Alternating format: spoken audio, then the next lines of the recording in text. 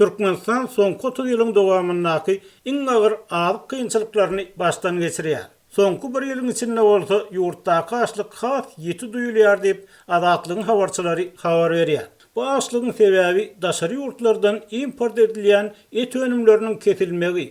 Yurt içindäki mallarçylygyň önümçülük derejesiniň öňkü ýyllara garanyna has behle düşmegi, mallarçylyk fermalarynyň köpüsiniň ýapylmagy, hojalyklaryny mal saklaýan adamlaryň düýpli adalmagy bilen baglanyşykly. Adatlygyň habarçylary odal gurok gelen ýylyň çopon tutup çöl meýdanyny mal baktyrýan adamlaryň hojalyklaryny nähili ziýan ýetirenligini, şol wagtda hökümetiň gorkup mallarçylyk bilen meşgullanýan telekeçilere mal salgyny salýanlygyny habar beripdi. Aýdylmagyna görä, soğuk gelen gyş, gurokçuluk we korrupsiýa bilen bir hatarda mallarçylygyň düýpli çökmeginiň ýene bir esas sebäbi artdyryp ýazmalar bilen bagly.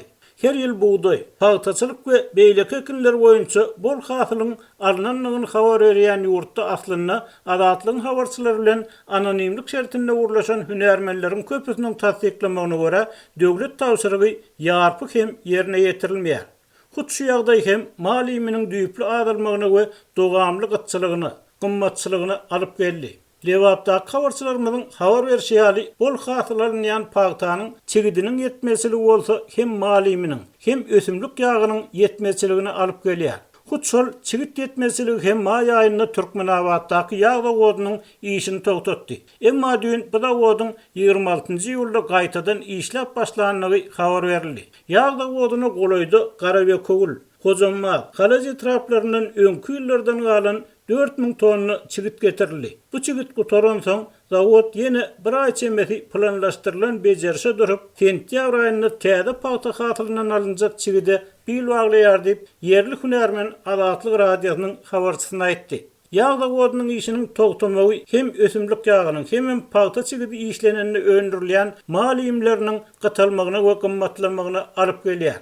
Netijede peýdasy ýok diýip köp adam hojalygyny saklaýan malyny satdy. Ýeri mallar gatadarly. Şol wagtda bazarda mal gymmat. Etin kilogramy 75 manatdan 80 manata çykdy. Hatda doňuz eti hem gymmatlady. 45 manatdan 65 manata çykdy. Towuk eti bolsa tekjelerde asla görünmeýär diýip ýurt içinden gelýän maglumatlarda aýdylýar. Ýöne ýurtda çuňlaşan azyk gytçylygynyň esas sebäbi daşary ýurtlardan getirilýän et önümleriniň kesilmegi bilen bagly bolup görünýär. Türkmen uçurlary Hindistanyň iň soňky et ýüklerini Türkmenawada 2020-nji ýylyň noýabr aýyna getirdi. Döwletiň Lomoy Sowda firmasynyň ambarlaryna häzir hiç ýyl et galmady. Hatda çağlar baglarynyň naharhanalaryna goýurilýän towuk eti hem berilmeýär. Harby bölümlerde hem et yetmesiligi emele geldi diýip habarçymyz aýtdy. Hünärmenleriň sözlerine görä Türkmenistanyň et meselesi 2010-2019 ýyllar aralygynda Hindistanyň getirilen iri mal etiniň bolçulugy bilen çözüldi. Ýöne bu sowda pandemiýa sebäpli gadagan edildi. Sebäbi häkimetler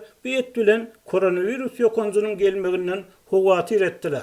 Megerem emeli gelen gatçylyklar bilen bagly. Yerli häkimetler bu ýyl ýetişdirilen paýta hasylyny has sal ýygyna almagyň aladasyny edýärler. Türkmenawadyň bagçylyk jemaat hojalyklarynyň işgärlerini 5-nji awgustdan başlap köpçüliklerin paýta ýygymyna çykmak goýuldy. Resmi taýdan ýygym 20 gün çemesi giç başlansa gerek. Bu ýyl paýta ýerki eýýämden godalar açylyp başlady diýip habarçymyz aýtdy. Şu aralykda hökümet dostluğunu Nowatdaky iş maslahatyny geçirip, häkimleriň hatawatlaryny dinledi we ýurtda azyk howpsuzlygyny üpçün etmek, buğday, gogoçany, gökkem, bakçy ekinlerini, iri ýemişleri östürip ýetişdirmek, mallarçylykdan alynýan önümleriň mukdaryny artdyrmak bilen baglanyşykly meseleleri bir gödöwçülükde saklamak gabatda TDH-nyň ýazmagyna görä bir näçe tawşyryk berdi.